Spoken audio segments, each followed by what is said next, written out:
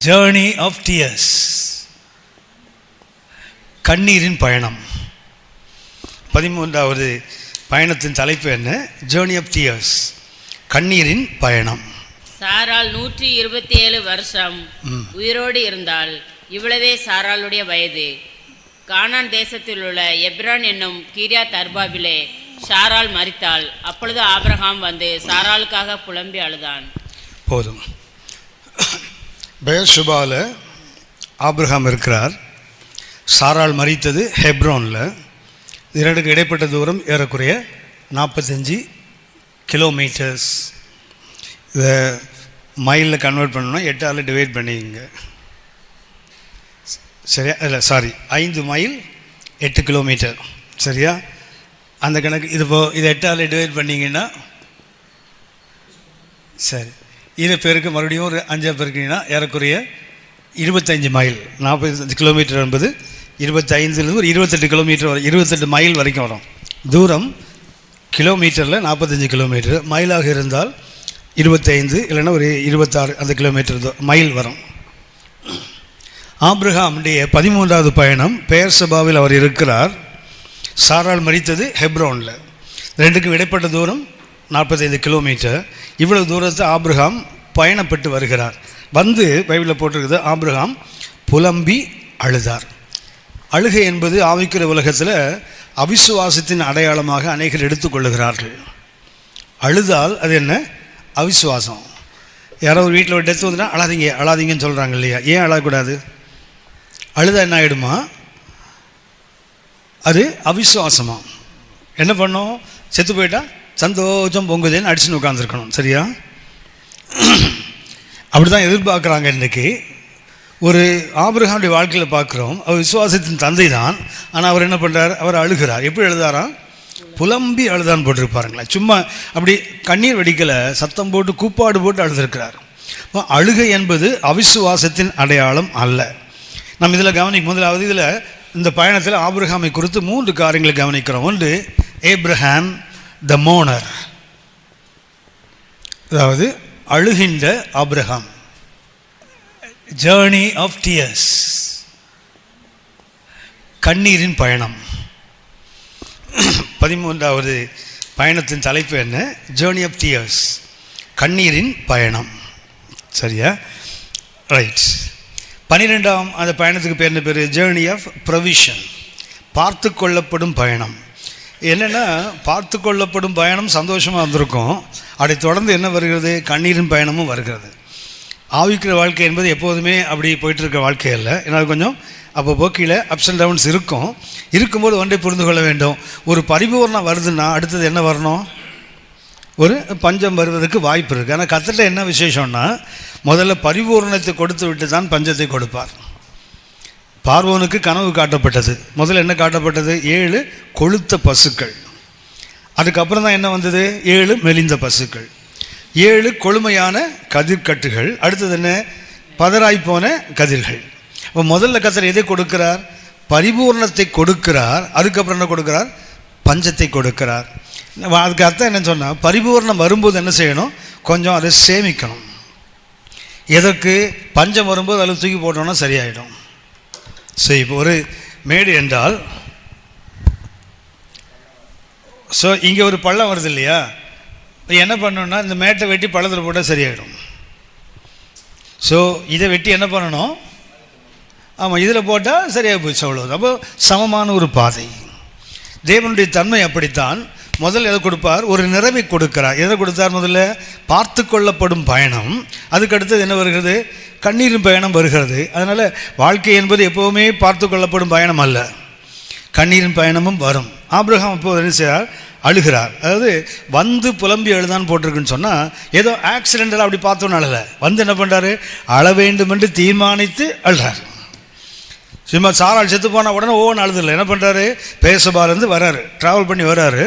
வந்து என்ன செய்கிறாரு? உங்களுக்கு தெரியும் நினைக்கிறேன், 25 கிலோமீட்டர்னால் ஏறக்குறைய ஒரு 1.25 நாள் 1.5 நாள் ஆயிருக்கும் சேர்றதுக்கு. அவர் புறப்படு ஒரு நாள் பயணமே விளவு 20 மைல். அப்படின்னா ஒரு 1.25 நாள் 1.5 நாள் ஆயிருக்கும். இவ்வளோ தூரம் ட்ராவல் பண்ணி வந்து தான் ஆபிரகாம் என்ன செய்கிறார்? அவளுக்காக புலம்பி அழுகிறார். ஆகவே வந்து அழுதார் என்பதற்கு உங்களுக்கு ஞாபகம் இருக்கும்னு நினைக்கிறேன். பைபிளில் செத்து போனாள் என்று சொல்லப்பட்ட ஒரு பெண்ணுக்கு சொல்லப்போனால் பேர் எழுதப்பட்ட பெண் ஆபிரகாம் தான். சாராள். பைபிளில் சொல்லப்பட்ட, அதாவது only woman named in the Bible whose age is given. பைபிளில் பெண்களுக்கு பொதுவாக வயசு சொல்லப்படுறதில்ல. ஆமாவா? பைபிளில் வயசுள்ள வேறு ஏதாவது ஒரு பெண்ணை சொல்லுங்களேன். ஏமா யார் இது? அன்னாள். வேற பெண் யார்? சரி, பைபிளில் முதலாக வயது எழுதப்பட்ட பெண் யார்? இவங்க. ரெண்டாவது அடக்கம் செய்யப்பட்டது எழுதப்பட்டது இந்த பெண் தான், சாராள் தான். ரெண்டு விஷயம் அவளுக்கு விசேஷம். ஒன்று, பெயர் சொல்ல வயசு வரைக்கும் இருந்தவள் மரித்தாள்னு சொல்லப்பட்டது ஒருத்தி தான். ரெண்டாவதாக அடக்கம் செய்யப்பட்ட, அடக்க ஆராதனையும் சொல்லப்பட்டது யாருக்கு தான்? இவளுக்கு மாத்திரம்தான். ஏனென்றால் இவள் ஒரு விசுவாசத்தின் இளவரசி என்று சொல்லலாம். இவள் யார்? ஒரு பிரின்சஸ் ஆஃப் ஃபெய்த். ஆபிரகாம் யார்? பிரின்ஸ் ஆஃப் ஃபெய்த், விசுவாசத்தின் அவர் பிரபு என்றால் சாராள் யார்? விசுவாசத்தின் ஒரு இளவரசி என்று சொல்லலாம் அவளை. 3 வசனங்களை நான் உங்களுக்கு சுட்டி காட்டுகிறேன். ஆபிரகாம் அழுதார். ஏன் அழுகிறார் என்றால், தங்கை என்றோ இல்லை மனைவி என்றோ அழுதார் என்பதை காட்டிலும் இறந்தது யார்? ஒரு விசுவாசத்தின் பேரரசி, இல்லை ஒரு விசுவாசத்தின் இளவரசி செத்து போயிருக்கிறான். அவன் அழுததற்கு காரணம், மனைவி செத்து போனான், அவனுக்கு இன்னொரு ஆகாரம் இருக்கிறா, இல்லை ஒரு கேத்துராள் இருக்கிறா, இன்னும் மறுமனைவிகள் இருக்கா, ஒன்றும் பிரச்சனை இல்லை. ஒரு சாராள் போனால் கதை முடிஞ்சு போயிடல அவனுக்கு. ஆனால் ஏன் அவன் அழுகிறான் என்றால், அந்த அழுகையின் அந்த பள்ளத்தாக்கில் என்றால் அந்த கண்ணீரின் பயணம் இருக்குது பார்த்தீங்களா, அது முக்கியமாக நாம் கற்றுக்கொள்ள வேண்டியது என்ன? ஆபிரகாம் அழுகிறார், புலம்பி அழுதார். ஏன் அழுதார் என்றால், உறவு என்பதற்காக மாத்திரம் அல்ல. அழுதுருக்கலாம், உறவுனால அழுதுருக்கலாம், மனைவியாக இருந்தால் அழுதிருக்கலாம். ஆனால் அதை காட்டில் மேலானது தெரியுங்களா, ஒரு விசுவாசத்தினுடைய ஒரு இளவரசி மரித்து போயிருக்கிறாள். உங்களுக்கு இந்த விஷயம் உங்களுக்கு தெரிஞ்சது தான், நினைவுபடுத்துகிறேன். ஆதியாகமம் 15ஆம் அதிகாரம் 5ஆம் வசனம் வாசிங்க. ஆதியாகமம் 15:5. அவர் அவனை வெளியே அழைத்து, நீ வானத்தை அண்ணாந்து பார், நட்சத்திரங்களை என்ன உன்னாலே கூடுமானால் அவைகளை என்ன என்று சொல்லி, பின்பு அவனை நோக்கி, சந்ததி இவ்வளமாய் இருக்கும் என்றார். அவன் கர்த்தரை விசுவாசித்தான். அதை அவர் அவனுக்கு நீதியாக எண்ணினார். கவனிங்க, கூடாரத்துக்குள்ள ஆபிரகாம் இருக்கிறாரா? கர்த்தர் என்ன பண்ணார்? அவர் கூடாரத்துக்கு வெளியே அழைத்து கர்த்தர் பேசுகிறார். வானத்து நட்சத்திரம் என்ன கூடுமா? ஆபிரகாமுக்கு கூடும். ஏன்னா ஆபிரகாம் வாழ்ந்த காலத்தில் அவங்களுக்கு நம்பிக்கை எவ்வளவுன்னா 1052 நட்சத்திரங்கள் வானத்தில் இருக்குது. உங்களுக்கு தெரியும் நினைக்கிறேன், உலகத்தில் பாபிலோனியர்கள் தான் வானசாஸ்திரத்தில் ரொம்ப பெயர் பெற்றவர்கள். இயேசு பிறந்தபோது கிழக்கிலிருந்து ஞானிகள் நட்சத்திரத்தை பார்த்தானே வந்தாங்க. இஸ்ரவேலுக்கு கிழக்கு இருப்பது பாபிலோனும் ஒரு நாடு தான். ஆகவே இவர்கள் அங்கேருந்து வந்திருப்பா. 3 பேரில் 60 அங்கேருந்து வந்தாங்களா, இல்லை 3 பேர் அங்கேருந்து வந்தாங்களா தெரியாது நமக்கு. ஆனால் கிழக்கிலிருந்து தான் ஞானிகள் வந்திருக்காங்க. எதை பார்த்து வந்தாங்க அப்படின்னா, வானசாஸ்திரியல் அன்றைக்கே ரொம்ப விசேஷமாக இருந்திருக்கு. ஒரு நட்சத்திரத்தை பார்த்த மாத்திரத்தில் உலகத்துக்கு ஒரு ராஜா பிறந்திருக்கான கணிக்க முடியுது. ஆபிரகாம் வாழ்ந்த காலத்தில் அவங்களுக்கு நம்பிக்கை என்னென்னா, எவ்வளோ நட்சத்திரம் இருக்குது? 1052 நட்சத்திரங்கள் வானத்தில். இப்போ கர்த்தர் கூப்பிட்டு சொல்லுகிறார், ஆபிரகாமே, நீ வானத்தில் நட்சத்திரம் என்ன கூடுமா? ஆபிரகாம் என்ன சொல்லணும்? எங்கள் ஸ்கூலில் ப்ரீகேஜிலேருந்து எங்கள் டீச்சர் சொல்லி கொடுத்துருக்காங்க 1052 நட்சத்திரம் தான். ஆனால் ஆபிரகாம் அதை சொல்லலை. தாலமி என்று ஒரு வானியல் சாஸ்திரி, எத்தனை பேருக்கு தெரியுமோ தெரியல. தாலமி கிபி 4ஆம் நூற்றாண்டில் வாழ்ந்தவர். அது இயேசு பிறப்புக்கு முன்னாடி, இயேசு பிறப்புக்கு பின்னாடி தாலமி என்ற ஒரு வானியல் வல்லுனர்.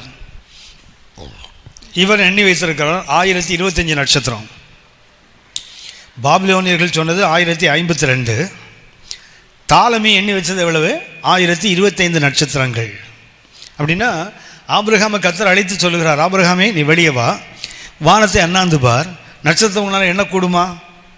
இப்போ நமக்கு இன்றைக்கி நிறைய விஞ்ஞானம் தெரிஞ்சிருந்து நமக்கு சயின்டிஸ்டெலாம் தெரிஞ்சது சொல்லியிருந்தா உடனே இயேசுக்கு தேவன் கேட்ட என்ன சொல்லியிருப்போம்? அப்படி சொல்லுவோம்ல. ஆபிரகாம் அதை சொல்லவில்லை. கர்த்தர் அவனை அழைக்கிறார், எண்ணிப்பார். பார்க்குறான், அவன் மூளைக்குள் என்ன இருக்குது? அவங்க டீச்சர் சொல்லிக் கொடுத்து 1020 நட்சத்திரம் அவனுக்கு தெரியும். ஆனால் ஆபிரகாம் அதை நம்ம எண்ணவில்லை. மாறா எதை எண்ணுகிறான்? கர்த்தர் சொல்கிறார், உன்னால் எண்ண முடியாது. அதை அவன் நம்புகிறான். அப்போது அவனை அறிவோ அவனுக்கு மற்றவர்கள் சொல்லிக் கொடுத்ததையோ ஆபிரகாம் நம்பலை. யாரை நம்புகிறார்? கர்த்தரை நம்புகிறான். ஆகவே தான் அவருக்கு அது நீதியாக எண்ணப்பட்டது. ஏன் நீதியாக எண்ணப்பட்டது? அவன் அறிவு ஒன்று சொல்லுது, கர்த்தர் வேற ஒன்று சொல்லுகிறார். அவர் எதை சார்ந்து வாழ்ந்தார்? அவன் அறிவு சொன்னதையோ அவனுக்கு தெரிந்ததையோ இல்லை அவனுக்கு அறிந்ததையோ அவன் நம்பவில்லை. மாற எதை நம்புகிறார்? கர்த்தர் சொன்னதை நம்புகிறார். கர்த்தர் சொல்ல எண்ண முடியாது. அன்னைக்குள்ள விஞ்ஞானம் என்ன சொல்லிட்டு 1052 ஆபிரகாம் எதை விசுவாசித்தார்? இதை விசுவாசித்தார் இல்லையா? கர்த்தர் அவருக்கு நீதியாக எண்ணினார். இப்போது சாரா பாட்டி எங்கே இருக்கிறாங்க? அதுக்கு பின்னாடி உள்ள நிகழ்ச்சியை பார்த்தீங்கன்னா ஆதியாகமம் 18ஆம் அதிகாரம் 9ஆம் வசனம் வாசிங்க. அவர்கள் அவனை நோக்கி, உன் மனைவி சாராள் எங்கே என்றார்கள். அதோ கூடாரத்தில் இருக்கிறாள் என்றான். ஆபிரகாம் எங்க இருக்கிறாரு? வெளியே, கூடாரத்துக்கு வெளியே. சாராள் எங்க இருக்கிறாங்க? கூடாரத்துக்கு உள்ள. சரியா? வாக்கு தத்தம் என்று சொன்னாலே பைபிளில் நமக்கு யார் தான் ஞாபகம் வரும்? முதல்ல ஆபிரகாம் சாரா தான் இல்லையா? வாக்கு தத்துவம்னாலே பைபிளில் முதல்ல யார் தான்? ஆபிரகாம் சாராள். ஏசாயா 51ஆம் அதிகாரம் 1-2 வசனத்தை பார்த்தீங்கன்னா, நீ வெட்டி எடுக்கப்பட்ட கண்மலை, தோண்டி இழுக்கப்பட்ட துறவை நோக்கி, குழியை நோக்கிப்பார். ஆபிரகாமை சாராவை நோக்கிப்பார். அவர் ஒன்றும் இல்லாத போது கர்த்தர் என்ன செய்தார்? திரளான ஜாதிகளுக்கு பெற்றோர் ஆவின் சொன்னவங்க நம்பினாங்கன்னு போட்டிருக்கு இல்லையா? அப்படின்னா வாக்குத்தத்தம் என்றாலே சொல்லப்படுறது பைபிளில் முதல்ல யார் தான்? ஆபிரகாம் சாரா. இதில் ஆபிரகாம் எங்கே இருக்கிறாரு? வெளியே. சாரா எங்கே இருக்கிறாங்க? ரெண்டு பேரும் ஒருத்தரா இல்லை ரெண்டு பேரா? ஆபிரகாம் சாராள் ஒருவரா ரெண்டு பேரா? ஒருவர். ஒருவர். கர்த்தர் தான் சொன்னார்ல, மனைவியோடு என்ன செய்வேன்? இசைந்திருப்பாய். எப்படி இருப்பீங்க? ஒரே மாம்சம். அப்படின்னு அந்த வாக்குத்தத்தம் யாருக்கு கொடுக்கப்படுகிறது? ஆபிரகாமுக்கும் சாராளுக்கும் ரெண்டு பேராக இருந்தாலும் ரெண்டு பேரும் சேர்ந்து ஒருத்தர் தான். இதில் ஒருத்தர் எங்கே இருக்கிறாங்க? கூடாரத்துக்கு வெளியே, ஒருத்தர் கூடாரத்துக்கு உள்ள. உங்களுக்கு எனக்கு எடுத்துட்டிங்கன்னா நமக்கு ஒரு புறம்பான மனுஷனும் இருக்கிறான், ஒரு உள்ளான மனுஷனும் இருக்கிறானா? இதில் இந்த புறம்பான மனுஷன் இருக்கிறான் தெரியுங்களா? எதை சொன்னாலும் ஏற்றுப்பான். பிரைஸ்தலால் அதுக்கு என்ன கத்த செய்வார், சோத்திரம், ஹல்லேலூயா அப்படிலாம் குதிக்கிறான்ல. உள்ள மனசு சொல்லும், கிடக்கிறான் அந்த கிறுக்கு வேறு வேலை இல்லை, உள்ள சொல்லும். புரியுதா உங்களுக்கு? ஒரு வாக்குத்தத்தம் சொந்தமாக வேண்டுமானால் புறம்பான மனுஷனும் உள்ளான மனுஷனும் ஒன்று தெரியுங்களா? ஆபிரகாமுக்கு பிரச்சனை கிடையாது. குழந்தை இல்லாத பிரச்சனை யாரு? ஆபிரகாம் பிரச்சனையா சாராள் பிரச்சனையா? குழந்தை இல்லாதது ஆபிரகாம் பிரச்சனையா சாராள் பிரச்சனையா? ஆதியாகமம் 16:1 வாசிங்க. 16:1 16 and verse 1. ஆபிரகாமுடைய மனைவியாகிய சாராய்க்கு பிள்ளை இல்லாதிருந்தது. யாருக்கு? ஆபிரகாமுக்குன்னு போடல பாருங்களேன். ஏன்னா ஆபிரகாமுக்கு ஆகாரம் கொடுத்தா அவள் பிள்ளையை பெற்றுருவா. ஆபிரகாமுக்கு கைத்துவாளை கொடுத்தா அவள் பிள்ளையை பெற்றுருவா. பிரச்சனை யார்கிட்ட இருக்குது? இப்போ ஆபிரகாம்கிட்ட இல்லை. அதே போல் ஒரு வாக்குத்தத்தம் உங்களுக்கு எனக்கு சொந்தமாவது வெளியே நம்ம பார்க்குறோமே, இவங்ககிட்ட இல்லை. வாயினால் அறிக்கையிடுவோம், குதிப்போம், ஆடுவோம், பாடுவோம், எல்லாம் பண்ணுவோம். மனசுக்குள்ளே என்றைக்கு நாம் அதை ஏற்றுக்கொள்கிறோமோ அன்றைக்கு தான் பிள்ளை நிச்சயம், அன்றைக்கு தான் வாக்குத்தத்தம் நிச்சயம். வாக்குத்தத்தம் கிடைக்கும் ரெண்டு பேருக்கும் சேர்த்து தான். உள்ளான மனுஷனுக்கும் புறமான மனுஷனுக்கும் சேர்த்து தான். உள்ளான மனுஷன் ஏற்றுக்கொண்டால்தான். எபிரேயர் 11:11 வாசிங்க. எபிரேயர் 11ஆம் அதிகாரம் 11ஆம் வசனம். எபிரேயர் 11:11 நல்ல கவனிங்க. விசுவாசத்தினாலே சாராளும் வாக்குத்தத்தம் பண்ணினவர் உண்மை உள்ளவர் என்று எண்ணி கர்ப்பம் தரிக்க பலனடைந்து. அப்ப அந்த கர்ப்பம் தரிக்க அவள் she was strengthened. எப்ப தெரியுங்களா? அவ விசுவாசத்தை போதுதான். ஆபிரகாம் விசுவாசித்த வேலைக்கு ஆகாது. யார் அந்த இடத்துக்குள்ள வரணும்? புறம்பான மனுஷன் ஏற்றுக்கொண்டால் வாக்குத்தத்தம் வந்துடாது. உள்ளான மனுஷனும் என்னைக்கு சேர்றானோ அன்னைக்கு தான் வாக்குத்தத்தம் நிச்சயம். ஏன் ஆபிரகாம் உட்கார்ந்து புலம்பி அழுறா தெரியுங்களா? she was the princess of faith. எபிரேயர் 11 என்ன வாசிக்கா? by faith she was strengthened to conceive. குழந்தையை பெறுவதற்கு, குழந்தையை தரிப்பதற்கு அவன் என்ன பண்ணானா? by faith she was strengthened. ஏன் ஆபிரகாம் எழுதுகிறார்? நான் விசுவாசித்தா ஒன்றும் நடக்காதுப்பா, சாராள் விசுவாசித்தா தான் ஒரு ஈசாக்கு வர முடியும். அப்படியானால் இவன் ஏன் அழுறான் தெரியுங்களா? என்னுடைய விசுவாசத்தின் வேர். ஆபிரகாமுடைய விசுவாசத்தின் உள்ளான மனுஷன் யார் தெரியுங்களா? சாராள் தான். ஆபிரகாம் வெளியே வந்து ஆண்டவரே சொல்லுங்க, ஆமாம் எல்லாம் ஏற்றுக்கிட்டான். அந்த உள்ள சாராள் நகைத்து கொண்டு இருந்தாங்கல்ல. அந்த ஆதியாகமம் 18ஆம் அதிகாரம் வாஸ்தமே அவங்க கேட்டாங்க, உன் மனைவி எங்கே இருக்கிறா? அவன் சொன்னான், கூடாரத்துக்குள்ளே இருக்கான்னு சொன்னான் இல்லையா? தொடர்ந்து பாருங்க, தொடர்ந்து வாசித்து பாருங்க. 18ஆம் அதிகாரம் 10ஆம் வசனத்திலிருந்து வாசிங்க. அப்பொழுது அவர், ஒரு உற்பவ காலத்திட்டத்தில் நிச்சயமாய் உன்னிடத்திற்கு திரும்ப வருவேன், அப்பொழுது உன் மனைவியாகிய சாராளுக்கு ஒரு குமாரன் இருப்பான் என்றார். சாராள் அவருக்கு பின்புறமாய் கூடார வாசலில் இதை கேட்டுக்கொண்டிருந்தாள். வாக்குத்தத்தம் புறமான மனுஷனுக்கு கொடுக்கும் போது உள்ளான மனுஷன் கேட்டுட்டு தான் இருப்பான். ஆபிரகாமும் சாராளும் வயது சென்று முதிர்ந்தவர்களாய் இருந்தார்கள்.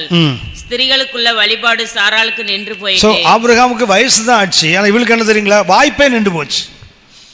ஒரு குழந்தையை பெற்றெடுக்கின்ற ஒரு தாய்மையை அடைவதற்கு வேண்டிய அந்த வாய்ப்பே இல்லாம போச்சுது. அடுத்த வாசியமா. ஆகையால் சாராள் தன் உள்ளத்திலே நகைத்து, நான் கிழவியும் என் ஆண்டவன் முதிர்ந்த வயதும் உள்ளவரான பின்பு எனக்கு இன்பம் உண்டாயிருக்குமோ என்றால். அப்பொழுது கர்த்தர் ஆபிரகாமை நோக்கி, அப்படின்னா வெளியே இருக்கிற ஆபிரகாம் ஏற்றுக்கொள்ள முடியும், ஆனா உள்ள இருக்கிற சாராள் என்ன செய்ய முடியும்? பரிகசிக்க முடியும்.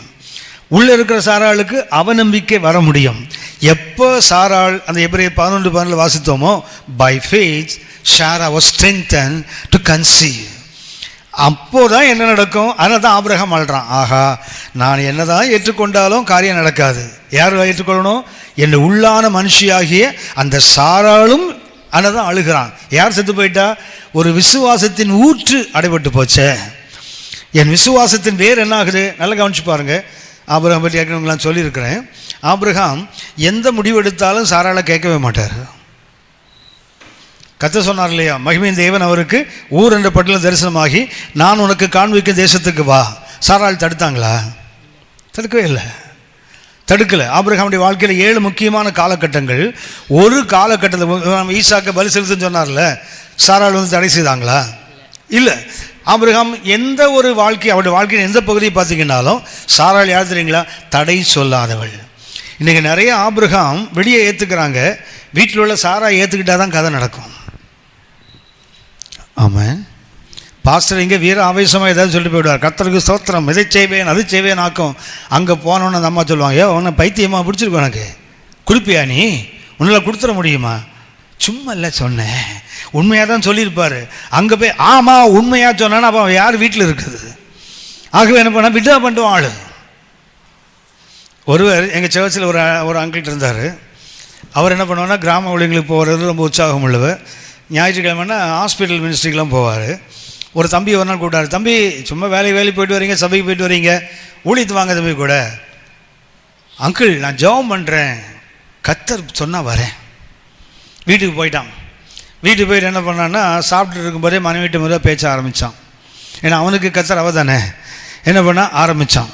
என்ன ஆரம்பித்தான்னா, இந்த அந்த பிரதர் இருக்கார்ல அவருக்கு என்ன ஒன்றும் இல்லை, அந்த அளவுக்கு பைத்தியம் முடிச்ச மனுஷன், ஆஸ்பத்திரி ஊழியத்துக்கு பாராரான், என்ன கூப்பிட்டாரு, நான் போவேன்னா அதுக்கு அங்கே வரேன்னு சொல்லிட்டு வந்தவர் வீட்டில் வந்து அப்படியே பல்ட்டி அடிச்சிட்டாள். நிறைய பேருக்கு கர்த்தர் யாருன்னா உள்ளே இருக்கிற சாராள் தான். தாளந்தை கொடுத்த போது எதில் பொறிஞ்சு வச்சான்?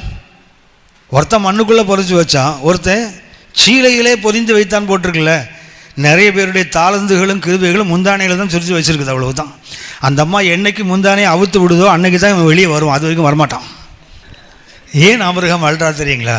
அவனுடைய ஆவிக்குரிய வாழ்க்கைக்கு எந்த தடையும் சொல்லாத, அவன் எடுக்கிற எந்த தீர்மானத்துக்கும் அவர் என்ன வெளியே சொல்கிறாரோ அது அப்படியே உள்ளே இருந்து ஆமோதிக்கிற ஒரு சாராள். ஒரு காலத்தில் என்ன பண்ணால் மறுத்தவள் தான், ஒரு காலத்தில் அவள் வெறுத்தவள் தான். ஆனால் ஒரு காலகட்டத்தில் என்ன பண்ணுறா? பை ஃபெய்த், விசுவாசத்தினால பிள்ளையை பெற்றெடுப்பதற்கு என்ன பண்ணாலும் பலப்படுத்தப்பட்ட போதுன்னு போட்டு தெரியுங்களா? அதுக்கு முன்னாடி இருந்து சரி, ஆபிரகாம் எடுக்கிற எந்த முடிவுக்கும் சாராள் என்ன பண்ணுறதில்ல, தடைக்கல்லாக நிற்பதில்லை. ஆகவே தான் ஆபிரகாம் என்ன பண்ணுறாரு? அழுதார். வந்து அழுதாருன்னா சாதாரண ஒரு மனைவிக்கு அழுது இருந்தால் என்னையா விசுவாசிகள் இந்த அந்த போய் ஒப்பாரி வைக்கிறார அப்படி சொல்லி இருக்கலாம். ஆபிரகாம் ஏன் சாராளுக்காக அழுதா தெரியுங்களா?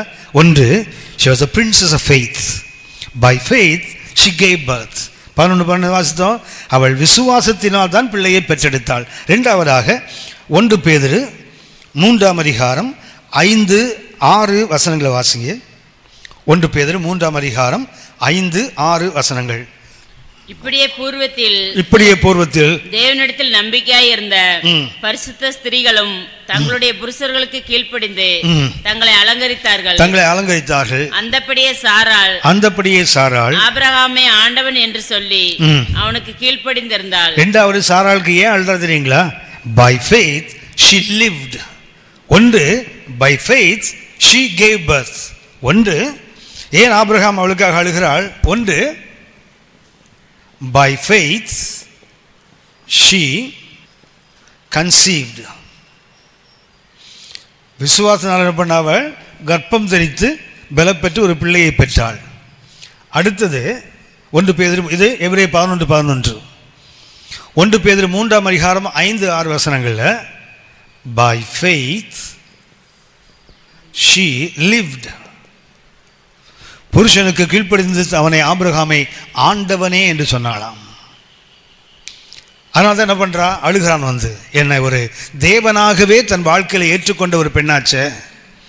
So by faith she conceived or she gave birth. ஒரு குழந்தையை பெற்றெடுக்க அவளுக்கு விசுவாசம் இருந்தது. ரெண்டாவது, பூர்வத்திலே பெண்கள் என்ன பண்ணாங்களா?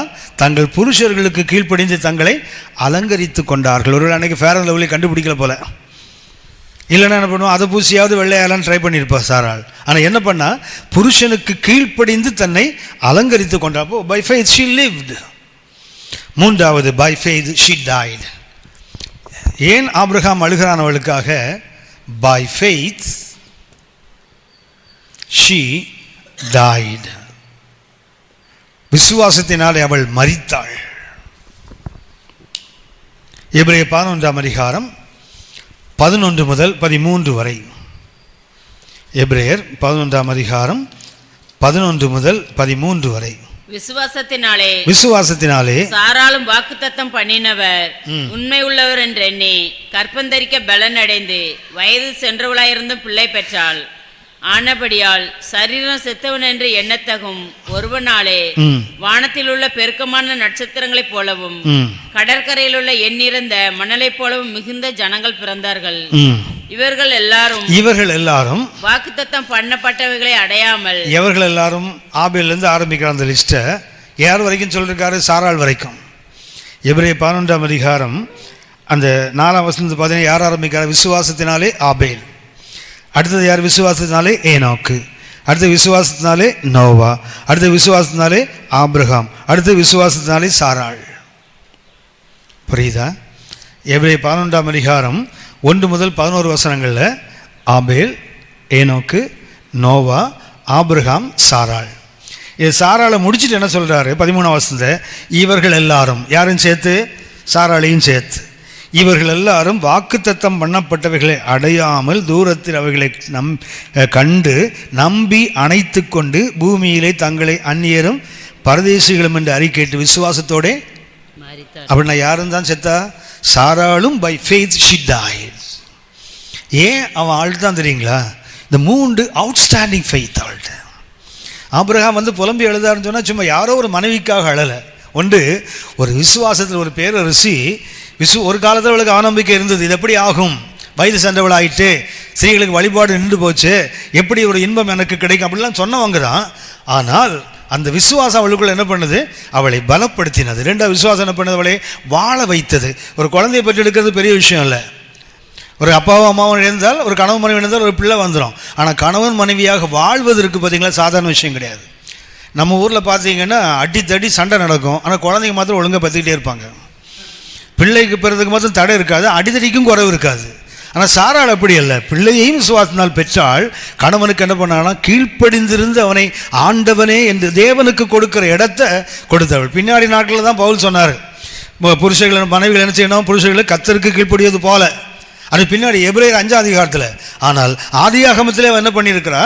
புருஷனுக்கு அவங்களுக்கு சொல்லியிருக்கேனே, மனைவியை காப்பாற்றக்கூடிய தைரியம் இல்லாதவர் ஆபிரகாம். ஆபிரகாம் எகிப்துக்குள்ளே போகும்போது என்ன சொன்னார்? அந்த ஊரில் உள்ளவனுங்க தேவன் இல்லாதவனும் பொல்லாதவனுங்க, உன்னை ஏதாவது தூக்கிட்டு போயிடுவானுங்க, உன்னால் நான் பிழைக்கணும். அதாவது நீ செத்தா பரவாயில்ல, உன்னால் நான் என்ன செய்யணும்? அப்படிப்பட்டவனை போய் ஆண்டவனேன்னு கூப்பிடுறான்னு சாதாரணமான ஒரு வாழ்க்கையா? அதனால தான் ஆபிரகாம் அழுகிறான். என்ன மாதிரி ஒரு கையாலாகாத கணவனை கூட ஆண்டவனேன்னு அழைத்து எனக்கு கீழ்ப்படிந்து தன்னை அலங்கரித்து கொண்டாளே. மூணாவது என்ன பண்ணுறான்? அவள் வாக்குத்தத்தத்தை ஏற்றுக்கொண்டாள். ஆனால் வாழும்போது என்ன செய்யலை? அவங்க அதை பெற்றுக்கொள்ளலை. எங்கே இருக்குது? தேவன் தாமே கட்டி எழுப்புகிற அஸ்திபார நகரங்களுக்கு காத்திருந்தபடியினால பூமி என்ன எனக்கு சொந்தம் இல்லை, நான் ஒரு அந்நியன் பரதேசி என்று அறிக்கையிட்டு விசுவாசத்தோடு மறிச்சாங்கன்னு போட்டிருக்குது. சாராளும் இப்படி தான் மறிக்கிறாங்க. By faith she died. ஆபிரகாம் அழுகிறார் என்றால் சும்மா ஒரு மனைவிக்காக அல்ல. அதனால் ஆபிரகாம் அழுதார்னா அவிசுவாசி என்ற அர்த்தம் அல்ல. சாராளுக்கு அழுதார்னா 3 அவுட்ஸ்டாண்டிங் ஃபெய்த் அவ் வாழ்க்கையில். ஒன்று கர்ப்பம் தரிக்கின்ற பலன், 2வது கணவனுக்கு கீழ்ப்படிந்து வாழுகின்ற ஒரு வாழ்க்கை, 3வது விசுவாசத்தோடு மறிக்கின்ற ஒரு வாழ்க்கை. யோசித்து பாருங்களேன். இன்னைக்கெல்லாம் பார்த்தீங்கன்னா வேலை செய்கிற லட்சக்கணக்கில் மாதம் சம்பளம் வாங்குகிற ஆசாமிங்களுக்கும் பார்த்தீங்கன்னா சமீபத்தில் ஒரு பெண் ஃபோன் பண்ணான். அப்பா, என்னை அப்பான்னு கூப்பிட நிறைய பெண், எனக்கு பெண் இல்லை ஆனால் நிறைய பெண் அப்பான்னு கூப்பிடுவாங்க. அதில் ஒரு பெண் வந்து, அப்பா நல்லா இருக்கீங்களா, கேட்கும்போதே தெரியும் திட்ட போகிறான்னு தெரியும். என்னம்மான்னு கேட்டேன். நான் நல்லா இருந்தேன். அவள் எம்எஸ்டபிள்யூ முடிச்சுட்டு சென்னையில் ஒரு கம்பெனியில் ஒரு பெரிய பதவியில் இருந்தவ. ஒரே பொண்ணு அந்த வீட்டுக்கு. அப்பா அம்மா 2 பேரும் ரிட்டையர் ஆகிட்டாங்க. பைபிள் ஸ்டடிக்கு ரெகுலராக வரக்கூடிய ஃபேமிலி. அவங்க என்ன பண்ணாங்கன்னா, நீங்கள் சொன்னால் தான் அவள் கேட்பா, கல்யாணமே வேண்டாம். ஒரு நல்ல அலைன்ஸ் வந்தது. அடிக்கடி வெளிநாடுகள்லாம் போயிட்டு வரக்கூடிய சென்னையில் உள்ள கம்பெனி, வெளிநாடு போயிட்டு இருக்கக்கூடிய ஒரு நல்ல பையன் வந்தான். மேரேஜ் பண்ணியாச்சு. ஒரு குழந்தையும் இருக்குது. 2 வயசில் ஒரு குழந்தை இருக்குதுப்பா. உடனே ஃபோன் பண்ணுறான். நான் கல்யாணம் பண்ணுன்னு உங்களை சொன்னேன்னா அங்கேருந்து ஃபோன் பண்ணி கேட்குறா. உடனே ஏம்மா என்ன பிரச்சனை சொல்லி என்னை கொண்டு போய் பாலும் கிணத்துல தள்ளிட்டீங்களே, என்னம்மா உனக்கு பிரச்சனை? சாப்பிட்றதுக்கு வழி இல்லாமல் நான் லாட்ரி அடிச்சிட்டு இருக்கிறேன். நான் ஒன்று கேட்டேன், அப்படி என்னம்மா அவன் என்ன குடிக்கிறானா, அடிக்கிறானா, இல்லை பணத்தை வரையம் பண்ணுறானா? இல்லைப்பா, அவர் உரகடம் பக்கத்தில் போயிட்டு ஒரு ஃப்ளாட் வாங்கிட்டாருப்பா. ஏற்கனவே ஒரு ஃப்ளாட் வாங்கியாச்சு, கல்யாணம் முடிஞ்சு ஒரு ஃப்ளாட் வாங்கி இருக்கிறாங்க. இது பத்தாதுன்னு உரகடத்தில் ஃப்ளாட் வாங்கி போட்டால் நாளைக்கு வேல்யூ ஆகுன்னு சொல்லிட்டு மொத்த சம்பளத்தையும் பேங்க் லோனுக்கு வாங்கி கட்டிட்டு அப்புறம் சோரத்தையும் லாட்டி தான் அடிக்கணும். எதுக்கு திட்டுறா? சாப்பிட வழி இல்லாமல் இருக்க வேணா சொன்ன. யார் கொழு பிடிச்சி போய் ஃப்ளாட் வாங்க சொன்னது ஒன்று சொன்னப்பா, கேட்கலப்பா, அவர் வாங்கிட்டார்ப்பா. நல்ல காலம் நம்ம சாராள்கிட்ட ஆபிரகாம் மாட்டாமல் இருந்தான். ஃப்ளாட் வாங்கியா? அவன் என்ன பண்ணானா, கூடாரத்தில் இருந்தானா. கானான் யாருக்கு கொடுக்கப்பட்டது? ஆபிரகாமுக்கும் அவன் சந்ததிக்கும் கொடுக்கப்பட்டிருந்தாலும் என்ன பண்ணானா, கூடாரங்களில் வசித்து வந்தான். அந்த சாராளுக்கு ஐசிஐசி பேங்க்ல லோன் வாங்கி ஒரு ஃப்ளாட் வாங்கடான்னு சொல்லக்கு மூளை இல்லாமல் போச்சு பாருங்க. ஏன்னா அவள் விசுவாசத்தில் மரித்தவள். ஆபிரகாம் கழுத்து மேலே ஏறி நின்று என்ன பண்ணல, வீடு வாங்கினா தான் ஆச்சுது. வாடகை வீட்டில் இருக்க கணவன் விசுவாசிகளுக்கெல்லாம் பிரச்சனை என்ன தெரியுங்களா? சொந்த வீடு அவருக்கு இருக்குது, இவருக்கு இருக்குது, குப்புசாமிக்கு இருக்குது, கோவிந்த் சாமி இருக்குது. நீ இன்னும் வாடகை வீட்டில் இருக்கிறையே. பரலோகம் போகிறதுக்கு நிறைய வாய்ப்பு உள்ளவங்க வாடகை வீட்டில் இருக்கிறவங்க. சரியா? பாஸ்டர் ஹரியும் சேர்த்தான். சரியா? பரலோகத்துக்கு போகிறவங்க யாருக்கு வாய்ப்பு அதிகம்னா, ஆமாம், சொந்த வீட்டில் இருக்கிறவனுக்கு என்னென்னா, ஒரு பைப் உடஞ்சா கூட பிளம்பர் வரமாட்டான். பிரைஸ்லார்ட். ஆனால் இப்போ வீட்டு வாடகை வீட்டில் இருந்தேன்னா ஹவுஸ் ஓனர் கழுத்தில் ஒரு கயிறை போட்டு இழுத்துடலாம். ஒழுகுது, வாடகை தரமாட்டேன்னு சண்டை போடலாம். வாடகை வீட்டில் இருக்குது நிம்மதியான வேலை. அதுவும் வாடகை சொந்த வீட்டில் இருந்துட்டு வாடகை கூடுறான் பார்த்தீங்களா, அதை விட கொடுமை அது. சரி போட்டோம். என்ன தம்பி சந்தோஷமாக இருக்கா? ஒருத்தர் திருப்பி சொன்னார், சொந்த வீடு இல்லைன்னா பரலோகத்தில் உனக்கு வீடே இல்லைடான்னாரு. இன்னொருத்தர் பிரசங்கம் பண்ணார். ஏன்னா வீட்டை கட்டுகிறது யார்? கத்தர் வீட்டை. அப்படின்னா இங்கே கட்டினா தான் அங்கேயும் கட்டுவாராம். பிரைஸ்லார்ட். இங்கே கட்டலைன்னா உனக்கு அங்கே எங்கே வீடு இல்லை? அட பாவீங்களா, இயேசுநாதருக்கு வீடு கிடையாது மேலே. பிரைஸ்லார்ட். அவர் சொன்னார்ல, பறவைக்கு கூடு உண்டு, நரிக்கு குழி உண்டு, மனுஷகுமாரனுக்கு இவரையே பரலோகத்தில் ஏற்றுப்பாங்கன்னா என்னை இவங்களை விட்டுருவாங்களா? இப்படியும் பிரசங்கம் பண்ணுற ஆள் இருக்குது, சென்னையிலே இருக்குது. உனக்கு சொந்த வீடு இல்லையா அப்படின்னா உனக்கு பரலோகத்து வீடு இல்லை. அட பாவி, இயேசுநாதரையே நரகத்தை தள்ளிடுவாங்க பொழுது ஆளுங்க. நம்ம ஆளுக்கு ஒரு சந்தோஷம் என்னென்னா, அப்பப்போ இயேசுநாதரை கீழே தள்ளி பார்த்து வேடிக்கை. ஒரு பெண் வந்தா, ரட்சிக்கப்பட்ட பெண், 3 பொம்பளை பிள்ளைங்க. அந்த 3 பேர் ரட்சிக்கப்பட்டிருக்காங்க. அப்பா ரட்சிக்கப்படல, ஒரு கத்தோலிக்க குடும்பம். ஃபுல்லாக குடிச்சு அவர் ஹார்ட் அட்டாக் செத்து போயிட்டார். இந்த 3 பிள்ளைகளும் ரட்சிக்கப்பட்டு ஆவிக்குரிய சபை போயிட்டுருக்குறாங்க. பிள்ளைகளை விட்டாங்க, அப்பா அம்மா ரட்சிக்கப்படலை.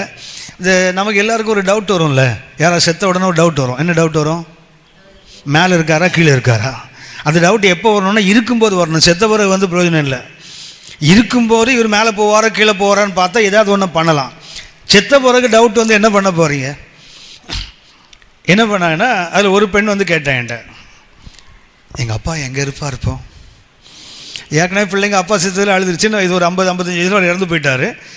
3 பிள்ளைகளை, ஒருத்திக்கு தான் திருமணம் ஆச்சு, 2 பேர் திருமணம் ஆகாத பிள்ளைங்க, 3 பேரும் கத்திர உறுதியாக நம்புகிற பிள்ளைங்க. அப்போ எனக்கு சொல்கிறதுக்கு தர்ம சங்கடமாக இருந்தது. என்ன சொன்ன, உனக்கே தெரியுமா அவர் எங்கே இருக்காருன்னு? ஏன்னா கடைசி வரைக்கும் தண்ணி அடிச்சுட்டு சிறையை பிடிச்சிட்டு இருந்தவர். அவர் பெரிய கடவுள் நம்பிக்கைலாம் கோயில் பக்கம் கேத்தலிக் சர்ச்சுக்கே போகாத ஆள். அப்போ நான் சொல்லிட்டு வந்துட்டேன். ஒரு 2-3 நாள் கழிச்சு ஃபோன் பண்ணா, கர்த்தருக்கு ஸ்தோத்திரம், எங்கள் அப்பா பரலோகத்தில் இருக்காங்க அப்படின்னா. என்னடா இது? அவனை கேட்டேன், என்னம்மா திடீர்னு சந்தோஷமாக இருக்கிறீ என்னன்னு கேட்டேன். இல்லை, நான் சோன்ஸை ஒரு ஊழியக்காரர் அவர்கிட்ட போய் ஜெபம் பண்ணேன். அவர் சொன்னார், உங்கள் அப்பாவை நான் இயேசுவின் மடியில் பார்க்குறேன்னாரு. எனக்கு மனசுக்குள்ளே தோணுச்சு, இயேசுநாதர் எப்படா நரகத்துக்கு போனாருன்னு யோசிச்சேன் நான். இவங்க அப்பா அவர் மடியில் இருக்கணும்னா இயேசுநாதரே எங்கே தான் இருக்கணும்? இந்த கோமாளிங்களை என்ன சொல்கிறதுன்னு எனக்கு புரியலை. போட்டோம். அழுகின்ற ஆபிரகாம் ஏன் அழுதாரு? ஒரு சாதாரண ஒரு மனைவிக்காக அழுதல, அவர் ஒரு விசுவாசத்தினுடைய பேராண்மை உள்ள ஒரு பேரரசிக்காக அவர் அழுதார். 3 காரியம் இருந்தால் கண்டிப்பாக நீங்களும் நான் அழலாம். சரியா? சரி, அடுத்த கருத்து நான் போயிட்டேன். ஐயா, ஆமாம்,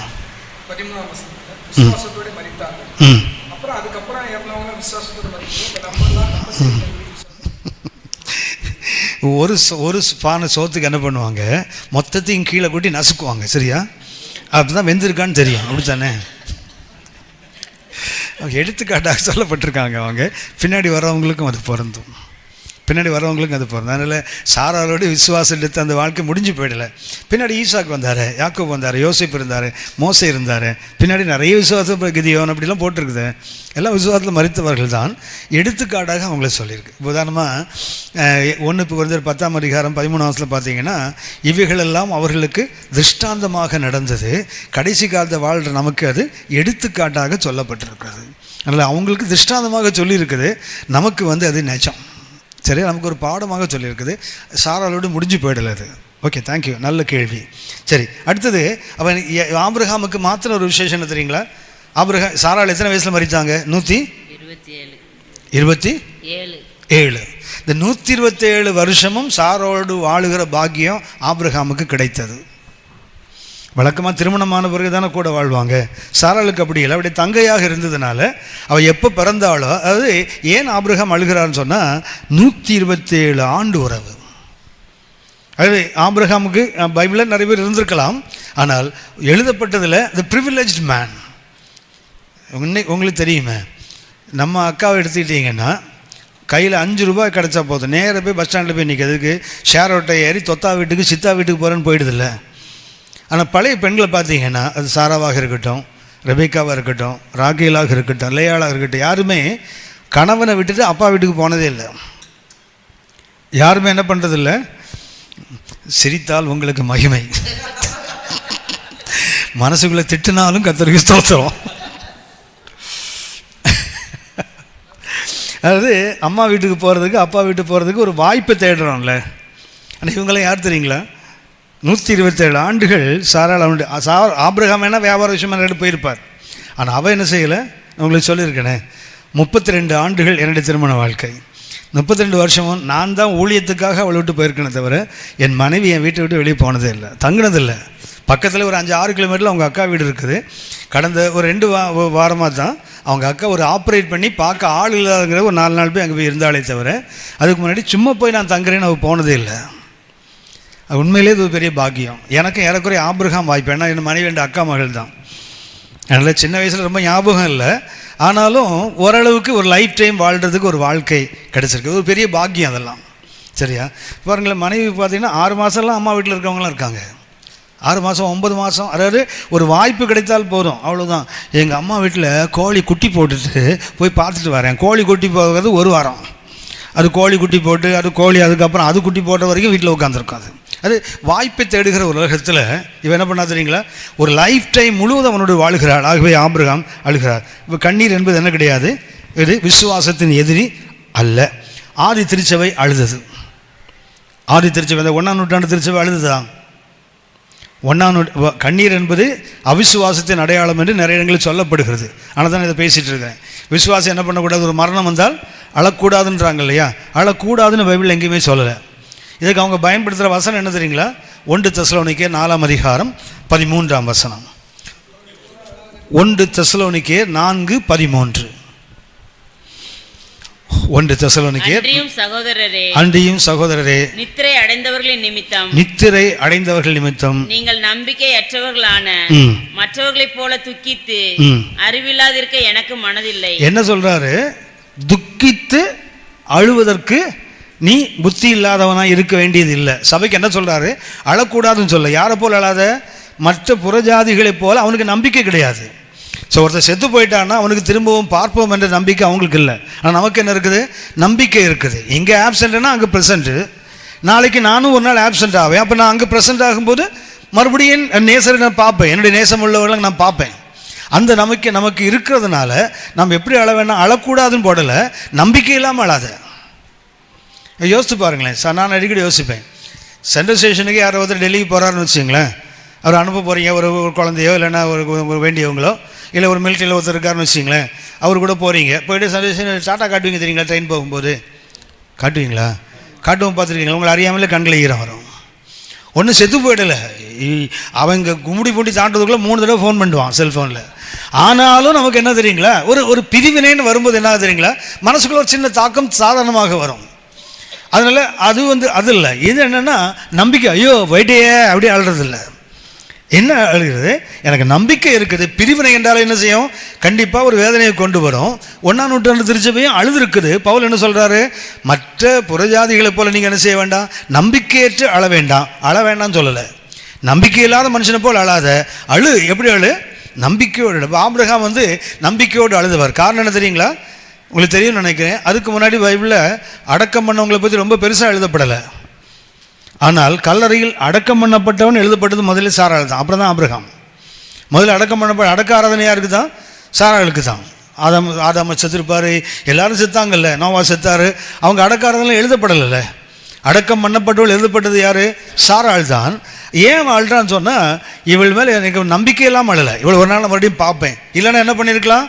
எங்கேயாவது கண்ட இடத்துல புதைச்சிட்டு போயிருக்கலாமே. அவன் அப்படி செய்யலை. என்ன பண்ணுறான்? அதுக்குன்னு ஒரு கெபியை வாங்கி அதுக்குள்ளேயே அடக்கம் பண்ணுறான் தெரியுங்களா? அவனுக்கு உயிர்த்தெழுதலின் நம்பிக்கை உண்டு, அதனால தான் அடக்கம் பண்ணான். ஆபிரகாமுடைய கண்ணீர் நம்பிக்கையற்ற கண்ணீர் அல்ல. ஆடு திருச்சபை அழுது இருக்குது. ஆனால் ஆவியானவர் என்ன எழுதுறாரு? மற்றவங்கள போல அழாத. 2வதாக இன்னொன்று சொல்லுகிறேன். இயேசு அழுதாரா? ஆமாம், இயேசு கண்ணீர் விட்டார்ல. அவர் தானே உயிரோடு எழுப்ப போகிறார். யோவான் 11:35. யோவான் 11:35 வாசிங்க. 34 கூட வாசிங்க. யோவான் 11:34-35. எங்கே வைத்தீர்கள் என்றார். ஆண்டவரை வந்து பாரும் என்றார்கள். இயேசு கண்ணீர் விட்டார். இயேசு என்ன பண்ணாரா? இப்பதான் உயிரோடு எழுப்ப போறாரு. இயேசு உயிரோடு அடுத்து அவர் தெரியும் தான், உயிரோடு எழுப்ப போறேன்னு தெரியும்ல. அப்புறம் ஏன் அழுதார்? பார்த்தீங்கன்னா அங்கே நிற்க யூதர்கள்லாம் அழுறாங்க. மார்த்தாள் மரியோடு யூதர்கள் என்ன பண்ணுறாங்க? அழுகிறார்கள். மற்றவங்க அழும்போது இயேசுவாக இருந்தாலும் என்ன வருது? கண்ணீர் வரத்தான் செய்யுது. ஆனால் அந்த கண்ணீரில் வித்தியாசம் இருக்குது. ஞாபகம் இருக்குதா? யோவான் 11:35 இயேசு கண்ணீர் விட்டான்னு போட்டிருக்கு இல்லையா? அதுக்கு பயன்படுத்துகிற கிரேக்க வார்த்தை என்ன? டாக்ரு. என்ன கண்ணீர் அது? டாக்ரு. டாக்ரு என்றால் சைலண்ட் கிரை. டாக்ரு என்றால் அதாவது சத்தம் போடாமல் அப்படியே கண்ணீர் மாத்திரம் கண்ணிலேருந்து வருவது. ஏசு அங்கே போய்ட்டு லாசருவே செத்து போயிட்டியா அப்படிலாம் கூப்பாட்டு போடல. என்ன பண்ணுறார்? ஏசு அவங்க வைக்கப்பட்ட இடத்தை கேட்டார். காட்டின போது என்ன பண்ணாரா? ஜஸ்ட் வெப்ட். இங்கிலீஷ் ஜீசஸ் வெப்ட்னு போட்டிருக்கோம். என்ன செய்தார்? கண்ணீர் சிந்தினார். லூக்கா 19:41. லூக்கா 19:41. அவர் சமீபமாய் வந்தபோது நகரத்தை பார்த்து அதற்காக கண்ணீர் விட்டு அழுது. இது என்ன? கிளையோ. இதுக்கு பயன்படுத்துகிற வார்த்தை என்ன? கிளையோ. லாசரு கல்லறையில் இயேசு அழுதது சைலண்ட் கிரை. ஆனால் எருசலேமுக்கு வந்து பார்த்தப்போ என்ன சொன்னா தெரியுங்களா? எருசலேமே, உனக்கு கிடைத்த இந்த நாளிலாகிலும் உன் சமாதானத்துக்கு ஏற்றவைகளை நீ அறிந்திருந்தாயானால் நலமாயிருக்குமே. இப்போது அவர்கள் உன் கண்களுக்கு மறைவாயிருக்கிறது. இப்படி என்ன பண்ணுறாரு? சத்தம் போட்டு அழுறது. இதுக்கு ஆங்கிலம் சொன்னால் ஹார்ட் கிரை. இந்த கிளையோ என்பதற்கு அர்த்தம் என்ன? ஹார்ட் கிரை, உள்ளம் உடைந்து அழுவது. இது மென்மையாக மற்றவங்களுடைய துக்கத்தை பார்த்து என்ன பண்ணுறாரு? இது அப்படி இல்லை. எருசலேமே பாழா போக போகுது. பிள்ளைகள் கல்வி மேல் மோதி அடிக்க போகிறாங்களே. ஒரு கல்லின் மேல் ஒரு கல்லில் அப்படி நகரம் இடிக்கப்பட இருக்குது. ஒரு பரிசுத்த நகரம் அது கெடுக்கப்படுகிறத பார்க்கும்போது ஏசனை பண்ணுறாரு? கண்ணீர் விட்டு கதறி அழுதான்னு போட்டிருக்குது. அந்த 41 வாசிங்க மறுபடியும் 19:41. அவர் சமீபமாய் வந்தபோது நகரத்தை பார்த்து அதற்காக கண்ணீர் விட்டு அழுது. என்ன பண்ண அங்க பார்த்தா கண்ணீர் விட்டார், இங்க கண்ணீர் விட்டு அழுதுன்னு டிரான்ஸ்லேட் பண்றாங்க பாருங்க. ஏனென்றால் வித்தியாசமான வார்த்தைகள். அப்போ நாம் அன்னைக்கு அழுகிறோம். ஆபிரகாம் அழுதுக்கு காரணம் என்ன? மனைவி என்பதற்காக இல்லை, அவள் விசுவாசத்தின் ஒரு பேராண்மை உள்ளவள். இவன் நீங்களும் அன்னைக்கு அழுறோம்ல, எதுக்காக அழுறோம்? நாம் அன்னைக்கு அழுறோம், எதற்காக அழுகிறோம்? யாக்கோபு எடுத்துக்கொள்ளுங்க. ஆதியாகமம் 32:24. ஆதியாகமம் 32:24. யாக்கோபு பிந்தி தனித்திருந்தான். அப்பொழுது ஒரு புருஷன் பொழுது விடியும் அளவும் அவனுடனே போராடி அவன் மேற்கொள்ளாததை கண்டு. எப்படி போராடினார் யாக்கோபு? யாக்கோபு பிந்தி தனித்திருந்தார், எல்லாவற்றையும் அக்கறைப்படுத்தினார், எல்லாம் போயிடுச்சு. இவர் மாத்திரம் யாப்போக்கு நதிக்கீழ் பிந்தி தனித்திருந்தார். அப்போது ஒரு புருஷன் வந்தார், பொழுது விடியும் அளவும் அவரோடு போராடுகிறார். எப்படி போராடினார் ஐயா? ஓசியா 12:4. ஓசியா 12:4. அவன் தூதனானவரோட போராடி மேற்கொண்டான், அழுது அவரை நோக்கி கெஞ்சினான். அப்படின்னா யாக்கோபு இப்ப என்ன பண்றாரு? அழுகிறான். அப்ப யாக்கோபு இப்ப ஏன்பா அழுற? அதுவா, இவரை விட்டான்னா பின்னாடி ஏசா வர்றான் 400 பேரோட. அவன் என்னையும் என் இனத்தையும் ஜனத்தையும் அழிக்கப் போகிறான். ஆகவே என்ன பண்ணுறான்? இது நீங்களும் நானும் அழுவோம். அன்னைக்கு நமக்கு ஒரு பெரிய ஆபத்து வருதுன்னா யாக்கோபு போல நீங்களும் நானும் கூட அழுவோம். விடமாட்டோம், ஆண்டவரே உங்களை விடமாட்டோம் பிடிப்போம்ல. அது இல்லை, இந்த கண்ணீரின் பயணம் என்பது அது அல்ல. ஏன்? சுயநல போராட்டம். அது ஏன் போராடுறாரு? ஐயோ, என் மனைவி பிள்ளைகள் உடைமைகள்லாம் கொண்டு நாசப்படுத்த போகிறானே. ஆகவே அவர் ராத்திரெல்லாம் உட்காந்து அழுதாரு. அழுகிறோம் இன்றைக்கு எதுக்காக அழுகிறோம்? நம்முடைய நலனுக்காக அழுகிறோமே தவிர தேவனுக்காக என்னைக்காவது அழுகிறோமா? தேவனுடைய காரியங்களுக்காக மனமுடைந்து அழுகிறோமா? சுயத்துக்காக அழுகிறோம். என் பிள்ளைக்கு வியாதி, என் பணம் இல்லை, அடுத்த வீட்டுக்காரன் சண்டைக்கு வரான், இல்லை கோர்ட் வருது, கேஸ் வருது, இழப்பு வருது, வியாதி வந்துட்டு ஒப்பாரி வைப்போம்ல. தேவனுக்காக அழுகிறவர்கள் எத்தனை பேர்? ஆபிரகாம் எழுதுறதுக்காக, விசுவாசத்துக்காக அழுகிறான். நாம் இன்றைக்கு எதுக்காக அழுகிறோம்? நம்முடைய சுய தேவைகளுக்காக அழுவோம். 1 சாமுவேல் 1:10 வாசிங்க. 1 சாமுவேல் 1:10. அவள் போய் மனங்கசந்து மிகவும் அழுது. அவள் போய் மனங்காரு அன்னாள் அழுகிறாள். ஏன் அழுகிறா? குத்துறாவர்த்தி. ஓர்பால் என்ன பண்றாங்க? குத்துறாங்க. குத்தி என்ன பண்றா? பிள்ளை இல்லை, மலடி. அப்படின்னா நிந்திக்கப்படும் போது எந்த அண்ணாலும் அழுவாங்க. நம்ம இன்னைக்கு எதுக்காக? தேவனுக்காக அழுகிறோமா? இல்லை நம்ம அதுக்கு பாதிக்கப்படுகிறோம், நம்ம குத்துறாங்க, நமக்கு துன்பத்தை உண்டாக்குறாங்க. அப்போ ஒன்று மரண பயம் வந்தால் அழுவோம், ரெண்டாவது என்ன? நிந்தைகள் அவமானங்கள் வந்தால் அழுவோம். 2 சாமுவேல் 15:30 வாசிங்க. 2 சாமுவேல் 15:30.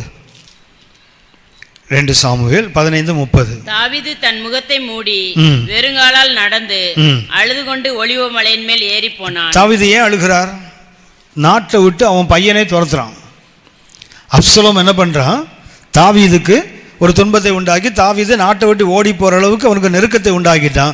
தாவீது என்ன பண்றான்? ஊரை விட்டு ஓடுறான். எப்படி ஓடுறாரு? அழுதுட்டே ஓடுறாரு. கவனியுங்கள், இந்த தாவீது வாழ்க்கை எனக்கும் நமக்கும் ஒரு பெரிய பாடம். அவர்கிட்ட நிறைய நல்ல குணங்கள், அடுத்து நாம் தவிர்க்க வேண்டிய சில குணங்களையும் அவர்கிட்ட இருக்குது. ஒன்று என்ன தெரியுங்களா? வாலிபனாக இருக்கும்போது எதிர கோலியாத்து வரான்ல, என்ன பண்ணார் தாவீது? அவன் நடந்து வந்தான், இவர் ஓடி போனார். ஓடி போனாது என்னதுங்களா? அவனுடைய பூரண நிச்சயம். ஓடி போறான், அவன் நடந்து வருகிறான். என்ன சொல்லிட்டு வரான்? பறவைகளுக்கு என்னை உணவாக மாத்திரம் பார். ஆனால் தாவீது என்ன பண்ணுறான் தெரியுங்களா? அவன் எதிர்கொண்டு ஓடுகிறான். கவனம் சுழற்றி அடிக்கிறான் இல்லையா? ஒன்று மிஸ் ஆனால் என்ன ஆகிட்டு இருக்கான்? அவன் கையில் போய் மாட்டிகிட்டு இருப்பான். அப்படின்னா தாவீதுக்கு பூரண நம்பிக்கை. எப்படியா நீ ஓடுன? அடா, நான் கர்த்தருடைய நாமத்தில் போகிறேன், நான் ஈட்டி பட்டயத்தை கொண்டு ரட்சிக்கிற தேவன் அல்ல, இஸ்ரவேலின் சேனைகளுடைய தேவனுடைய நாமத்தில் போகிறேன்னு ஓடினங்கல்ல. கோலியாத்துக்கு எதிர்கொண்டு ஓடின தாவீது அப்சலோம் ஒரு மாதிரி ஏன் ஓடுற? எதிர தானே போகணும். சங்கீதம் 3 தலைப்பை வாசிங்க. பைபிளில் தலைப்புள்ள முதலாவது சங்கீதம் 3ஆம் சங்கீதம் தான். அந்த சங்கீதமே ரிப்பேர் ஆன சங்கீதம். தலைப்பு 3 சங்கீதம் தலைப்பை வாசிங்க. தாவீது தன் குமாரன் அப்சலோமுக்கு தப்பி ஓடி போகையில் பாடின சங்கீதம். என்ன எப்போ பாடுறாரு? தாவீதுக்கு எதிர்க்கு, கோலியாத்துக்கு எதிர்கொண்டு ஓடின தாவீது அப்சலோம் வரும்போது எதிரில் ஓடணும். ஆனால் என்ன பண்ணுவா தெரியுங்களா? கேள்விப்படுறான். அப்சலோம் இருந்து எவ்வளோ பார்த்தீங்களா? 50 குதிரை வீரர்கள் தான் இருப்பானுங்க. கொஞ்சம் மனிதர்கள், அவனை ராஜா ராஜான்னு வாழ்ன்னு கத்துறதுக்கு கொஞ்சம் பேர் தான் இருப்பான். இந்த செய்தி தாவீதுக்கு வந்த உடனே தாவீது என்ன பண்ணுவான் தெரியுங்களா? ஆஹா, நமக்கு நாசம் வருகிறது, வா எல்லாரும் ஓடிப்போம். தாவீதோட பராக்கிரமசாலிகள் இருக்காங்க, பெரிய சேனை இருக்கிறது. அப்சலோமுடைய எவ்வளோ பேர் இருக்கான் தெரியுங்களா? 50 பேர் தான், போர் வீரர்கள் 50 பேர் தான். அது கூலிக்கு வாங்கினவனுங்கெல்லாம். அறியாமல் அவனை பின்வெட்டி போன ஜனங்கள் கொஞ்சம் தான். தாவீது பயந்து ஓடும்போது வீட்டில் பார்த்து பாருங்கள், 2 ராஜாக்கள் 2 சாமுவேல் 15ஆம் அதிகாரம். மக்கள் எல்லாம் சாலை 2 ஓரம்னு அழுறாங்க. தாவீது நாட்டு விட்டு ஓடி போகும்போது எல்லாம் அழுறாங்க. அப்படின்னா மக்கள் யார் பக்கம் இருக்கிறாங்க? தாவீது பக்கம். இராணுவம் யார் பக்கம் இருக்குது? தாவீது பக்கம். ஆனாலும் தாவீது யாரை கண்டு ஓடுகிறான்? காரணம் என்ன தெரியுங்களா? பாவம். பாவம். படைபலம் இருக்குது, மக்கள் இருக்கிறாங்க, ஓடுறது காரணம் என்ன தெரியுங்களா? பத்சேபாள் விஷயத்தில் அவன் தவறி போனான், அவன் விழுந்து போனான். 12ஆம் அதிகாரத்தில் என்ன பண்ணான்? 2 சாமுவேல் 12 விழுந்து போனான். 13 அவனுக்கு என்ன உண்டாகுது? ஒரு பயம் உண்டாகுது, குடும்பத்தில் குழப்பங்கள் வருது. அப்சலோம் எழும்புகிறான், அவனுடைய அந்த அம்னோனை கொன்று விட்டான். இதெல்லாம் கேள்விப்பட்ட மாத்திர தாவீது நினைக்கிறான், அடுத்தது யாரை கொல்ல போகிறான்? நம்மை கொல்ல போகிறான்னு சொல்லி என்ன பண்ணுறான்? அவன் பயந்து ஓடுறான். பாருங்களேன், பாவம் எப்போது தாவீது வாழ்க்கையில் வருகிறதோ அப்போது சிங்கத்தை போல எதிர்த்து நின்றவன், கோலியாத்தை கண்டு எதிர்கொண்டு ஓடினவன் அப்சலோமை கண்டு ஏன் ஓடுறான் தெரியுங்களா? அப்சலோம் அல்ல, அவனுக்குள்ள இருக்கிற குற்ற மனசாட்சி, அவனுக்குள்ள இருக்கிற பாவம். அதான் இப்போ என்ன பண்ணான்? ஒப்பாரி வச்சுட்டு மேலே ஏறி போகிறான். வெறும் கால்களோடு முகத்தை மூடிக்கொண்டு போகிறான் இல்லையா? ஆண்கள் முக்காடு போடுவது அன்றைக்கு அவமானம். உங்களுக்கு தெரியும், மொர்தெகாய்க்கு எதிராக ஆமான் செயல்படும் போது அவன் தோற்று போனது முகத்தை முக்காடு போட்டு தான் போவான். நல்ல அவன் முகத்தை மூடி போட்டாங்கன்னு போட்டிருக்கு, தூக்கில் போடுறது முகத்தை மூடி தான் போட்டாங்க. ஒரு பெண் முக்காடிட்டால் அது அவளுக்கு மரியாதை. அந்த காலத்தில் ஒரு ஆண் முக்காடிட்டால் அது அவனுக்கு அவமானம். இப்போ தாவீது என்ன பண்ணுறாரு? முக்காடு போட்டு ஓடுறாரு. ஏன்பா ஓடுற? பாவம் வந்து விட்டது. அப்புறம் இன்றைக்கி ஏன் அழுகிறார்கள்? இன்றைக்கி அநேக வாழ்க்கையில் அவனுக்கு ஏதோ ஒரு நெருக்கம், அவங்களுக்கு ஒரு தேவை. பைபிளில் கண்ணீர்களை சிலவற்றை நான் உங்களுக்கு சுட்டி காட்டுகிறேன். ஒன்று, என்னாகவும் 11:4 பார்த்தீங்கன்னா கலகத்தின் கண்ணீர், rebellious tears. என்னாகவும் 11:4, Numbers chapter 11 and verse 4. இது என்ன கண்ணீர்? கலகத்தின் கண்ணீர். Tears of rebellion, கலகத்தின் கண்ணீர். என்னாகவும் 11:4 வாசிங்க. பின்பு அவர்களுக்குள் இருந்த பல ஜாதியான அந்நிய ஜனங்கள் மிகுந்த இச்சை உள்ளவர்கள் ஆனார்கள். இஸ்ரவேல் புத்திரரும் திரும்ப அழுது, நமக்கு இறைச்சியை புசிக்க கொடுப்பவர் யார்? ஏன் அழுறாங்க அவங்க? கலகம். என்ன வேண்டும்? இச்சை வந்தது, இறைச்சி வேணும், அது கிடைக்காத என்ன பண்ணுறாங்க? எல்லாம் உட்காந்து இன்னைக்கு எத்தனை பேர் நம்முடைய சுய இச்சைகளை தீர்ப்பதற்கு சந்திப்பதற்காக ஆள்றோம் இன்னைக்கு. அடுத்தது ஹிப்போக்ரட்டிக்கல், அது மாய்மால கண்ணீர். அடுத்த கண்ணீர் என்ன? ஒன்று ரெபல்லியஸ், என்னாகமம் 11:4. இரண்டாவது ஹிப்போக்ரட்டிக்கல், மாய்மால கண்ணீர். இரண்டாவது கண்ணீர் என்ற தன்மை என்ன? மாய்மாலம். நியாயாதிபதிகள் 14ஆம் அதிகாரம் 17ஆம் வசனம். நியாயாதிபதிகள் 14ஆம் அதிகாரம் 17ஆம் வசனம். விருந்துண்கிற 7 நாளும் அவன் முன்பாக அழுது கொண்டே இருந்தாள். என்ன பண்றா? எதுக்கு அழுறா? அவன்கிட்ட இந்த ரகசியத்தை என்ன செய்யணும்? பறித்து கொள்வதற்காக சிம்சோன் முன்னாடி என்ன பண்றா? விருந்து என்பதே மன மகிழ்ச்சிக்கு உண்டாக்கக்கூடியது. அது திருமணமான பெண் சந்தோஷமா இருக்கணுங்கிறதுக்காக நண்பர்கள் உறவினர்கள்லாம் சேர்ந்து என்ன பண்ணுவாங்க?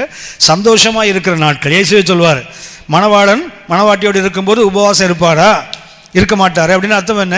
சந்தோஷத்தின் நாட்களை என்ன பண்ணுறா? அழுகிறார். எதுக்கு அழுறா? எப்படியாவது அவன்கிட்ட ஏமாற்றி வஞ்சித்து என்ன செய்யணும்? அவன்கிட்ட ரகசியத்தை தெரிந்து கொள்ளுங்க. அழுகிற கண்ணி, ஹிப்போக்ரட்டிக்கல். Judges chapter 14:17. மூன்றாவதாக எக்ஸாஸ்டிங் டியர்ஸ், அதாவது தீர்ந்து போன கண்ணீர்.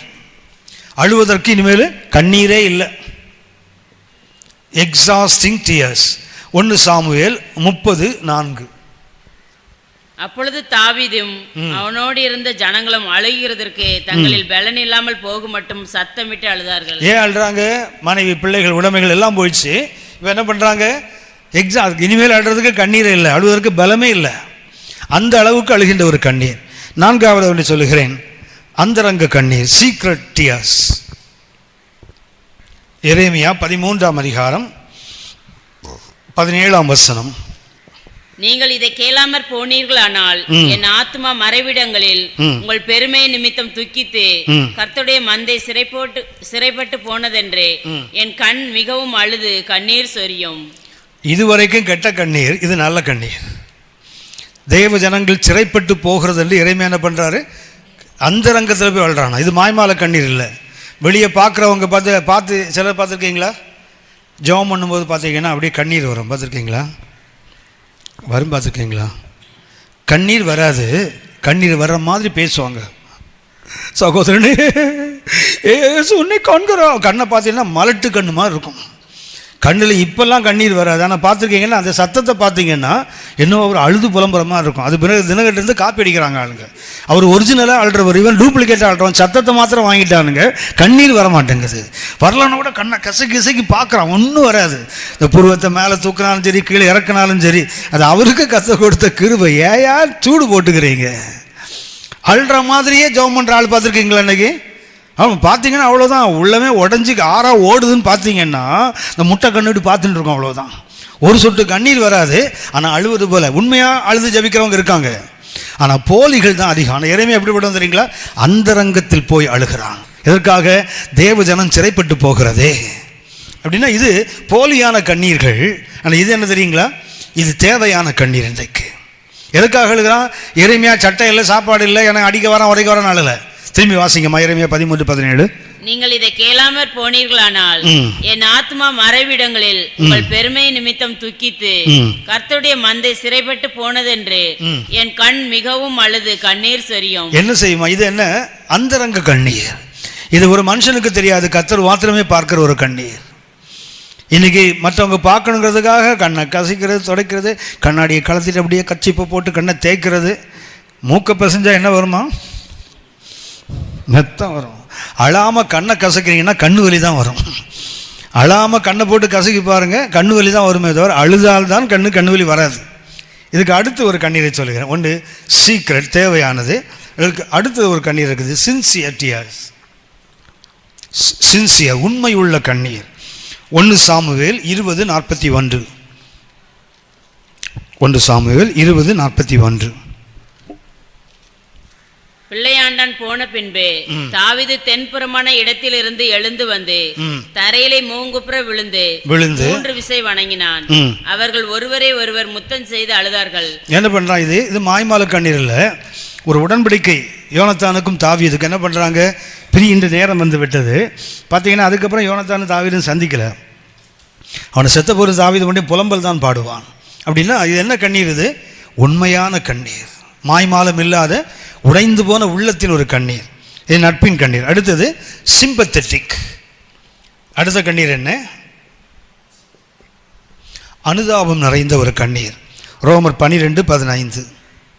ரோமர் 12:15. சந்தோஷப்படுகிறவர்களுடனே சந்தோஷப்படுங்கள், அழுகிறவர்களுடனே அழுங்கள். போதுமா? போதும். இது என்ன கண்ணீர்? பிறர் மேல் வருகின்ற அனுதாபம். சந்தோஷப்படுறவனோடு சிரிக்க முடிகிறது, துக்கப்படுறவன் என்ன செய்யணும்? அழ வேண்டும். இட் இஸ் அ சிம்பத்தெட்டிக், அனுதாபத்தின் கண்ணீர். அனுதாபம். ஒருத்தர் துக்கப்படும் போது பார்த்து வேடிக்கை பார்க்கறது இல்லை, அவனோட துக்கத்தில் பங்கு பெறுகின்ற ஒரு அனுபவம். 7வதாக ஒரு கண்ணீர் இருக்குது, தெய்வீக கண்ணீர், டிவைன். 7வது என்ன? Divine tears. யோவான் 11:35 முதல்ல வாசித்தோமே, இயேசுவின் கண்ணீர். யோவான், இயேசு கண்ணீர் விட்டார். ஒரே ஒரு கேள்வி மாதம் கேட்டு நம்ம பதில் சொல்லி முடிச்சிடலாம். அன்றைக்கி ஒன்று கவனிங்கள், நம்ம கண்ணீர் இன்றைக்கி சிந்துகிறோம். இதில் இந்த 3லையும் கண்டிப்பாக இருக்கக்கூடாது. இந்த அடுத்த 4ஐயும் பார்த்தீங்கன்னா இது இன்றைக்கி சபைக்கு தேவையான கண்ணீர், ஊழியத்துக்கு தேவையான. அதாவது சில ஆசாமி இருக்காங்க, யாராவது ஒருத்தர் பார்த்தீங்கன்னா உங்களுக்காக நான் தினம் கண்ணீரோடு ஜெபம் பண்ணுறேன், திருடுன்னு அர்த்தம். கண்ணீரோடு ஜெபம் பண்ணுறவன் போஸ்ட் அடித்து ஒட்ட மாட்டான். சரியா? என்ன பண்ணுவான்னா அது சீக்ரெட் டியர்ஸ். உங்களுக்காக எனக்காக உண்மையிலே பாரம் இருந்தால், எனக்கு அனுபவம் இருக்குது, அவங்கள்ட்ட சொல்லவே சொல்லாதீங்க. அவங்களுக்காக நீங்கள் கண்ணீரோடு அவங்க பிரச்சனையை ஜெபம் பண்ணி பாருங்கள், தானாக உங்கள்கிட்ட தான் வந்து நிற்பாங்க. உங்கள்கிட்ட வந்து மனம் திறந்து பேசுவான். அப்போ தான் அவனுக்கு தெரியாது நீங்கள் ஜெபம் பண்ணது. ஆனால் அவனுக்கு ஒரு ஏவுதல் வரும், உங்கள்கிட்ட வந்து நிற்பான். உண்மையான மனசான உங்களுக்குள்ளே வந்து பரவாயில்ல, கதையை ஜெபத்தை கேட்டிருக்கிறாரு. இந்த ஜெபம் இன்றைக்கு சபைக்கு தேவை. தேவ ஜனம் சிறைப்பட்டு போகிறதே. அடுத்தது என்ன இருக்கணும்? சின்சியர், மாய்மாலம் இல்லாத. உங்களுக்கு தெரியும் தானே சின்சியர் என்ற வார்த்தைக்கு அர்த்தம்? தெரியும் தானே? தெரியுமா?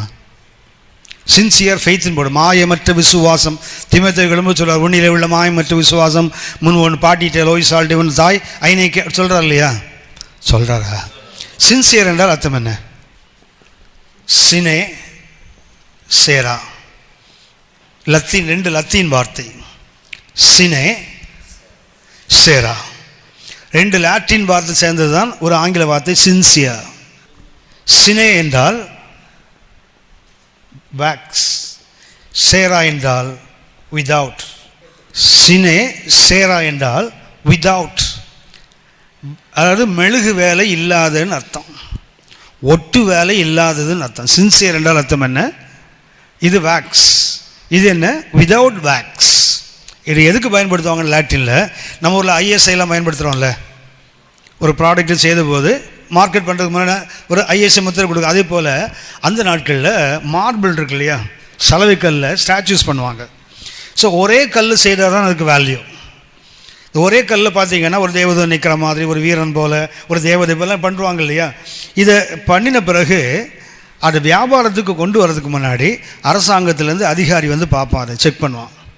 தலையிலேருந்து கால் வரைக்கும் அந்த ஸ்டாச்சுவை செக் பண்ணிவிட்டு அது எங்கேயும் ஒட்டு வேலை இல்லை, அது ஒரே கல்லில் முழுவதுமாக செய்யப்பட்டதுன்னு தெரிஞ்ச பிறகு சினே சேரா என்று ஒரு முத்திரையை கொடுப்பான். அதுக்கு அந்த முத்திரையை கொடுத்தால் வியாபாரம் பண்ணும்போது என்ன அதை புரிஞ்சுப்பான் ஆட்கள், இது ஒட்டு வேலை இல்லாதது. இப்போது இந்த மூக்கை அவன் செதுக்கிட்டு வரான்னு வச்சுங்களேன், மூக்கு மாத்திரம் டப்புன்னு போயிடும். மாதக்கணக்கில் கஷ்டப்பட்டு ஒன்று செய்துட்டு வருவான். இந்த மூக்கு மாத்திரம் போயிட்டால் என்ன பண்ணுவான் தெரியுங்களா? கொஞ்சம் வேக்ஸை உருக்கி வச்சு ஒட்டி என்ன பண்ணுவான், பாலிஷ் பண்ணி வச்சுருவான். நம்மளை மாதிரி ஏமாளிக்கு பார்த்தா தெரியாது, நம்மளை மாதிரி ஆசாமிக்கு பார்த்தா என்ன தெரியாது, இது ஒட்டு வேலை. நம்ம விசுவாசம் அப்படி தானே பண்ணிகிட்டு இருக்கிறோம். ஒட்டு வேலையிலேயே உலகத்தை ஓட்டுறோம், ஒருத்தருக்கும் தெரியாமல். நம்ம ஒட்டு வேலையை கண்டுபிடிக்கிற அளவுக்கு திறமையான ஆவிக்குள்ளத்தில் இல்லை. அதனால என்ன பண்ணுறோம், நம்ம நிறைய பேர் பரிசுத்தம்னு பேர் வாங்கிட்டான், அங்கங்கே ஒட்டு வேலை இருக்குது. சின்சியர் ஃபெய்த் என்றால் அர்த்தம் என்ன? ஒட்டு வேலை இல்லாத விசுவாசம் அர்த்தம். அப்படின்னா இந்த கண்ணீர் என்ன கண்ணீர்? மாய்மால கண்ணீர் மாத்திரமல்ல, இது ஒட்டு வேலை இல்லை, ஒரிஜினல் டியர்ஸ். அடுத்தது என்ன? சிம்பத்தட்டிக். அடுத்தவன் சொல்லி இல்லை. ஒருவனை அழும்போது பார்த்தீங்கன்னா உங்களுக்கு அழுக வரலன்னா நிச்சயமாக நீங்கள் கடினப்பட்டு போன ஒரு ஆசாமின்னு அர்த்தம். சில ஆண்டுகளுக்கு முன்னாடி நம்ம சென்னையில் இது வந்தது இல்லையா, சுனாமி வந்தது இல்லை? சுனாமி எனக்கு ஆக்சுவலாக 2005 ஹார்ட் அட்டாக் வந்தது. 2006 தான் இது வந்ததுன்னு நினைக்கிறேன் சுனாமி.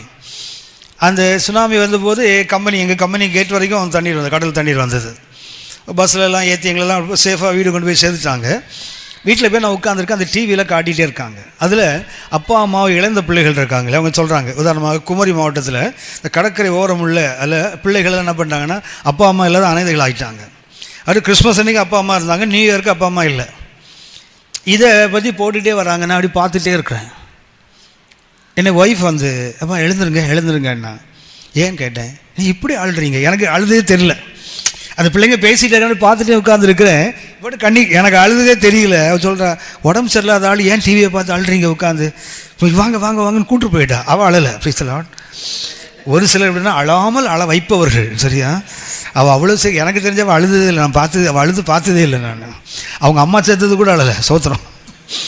எங்கள் அக்கா செத்தது கூட மனைவி அழலை. கொஞ்சம் டஃப்பான ஆசாமி. ஒரு முறை சொன்னான், நான் என்ன பண்ணுவேன், வயசான காலத்தில் என்ன பண்ணுவேன்? நான் சொன்னேன், நான் இருக்க மாட்டேன், கத்திரனை கொண்டு போயிடுவார். போனால் என்ன, கத்திரனை பார்க்காமலே இருப்பார். அப்போ கூட ஐயோ நீ செத்து போயின்னு சொல்லு, செத்து போனால் எனக்கு என்னடா போனால். அப்போ நான் நினச்சேன், நான் சொல்லுவேன், நான் செத்தா கூட நீ அழமாட்டேன்.